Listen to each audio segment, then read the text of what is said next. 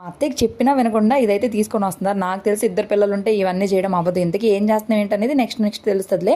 ఏంటి అవి లేకుండా వెళ్ళిపోయారు అనుకుంటున్నారా? అవి అప్పటికే మా చిన్న అత్తయ్య వాళ్ళ ఇంట్లో ఉన్నాడు. ఇంకా వెళ్ళడంతోనే అందరం రెడీ అయిపోయి టెంపుల్కి అయితే స్టార్ట్ అయ్యి వెళ్తున్నాము. శ్రావణ మంగళవారం కదా, అమ్మవారి గుడికి కూడా వెళ్దామని చెప్పి అక్కడ వేణుగోపాల స్వామి గుడి ఉంటే అక్కడికి వెళ్ళాము. అది కన్స్ట్రక్షన్లో ఉంది.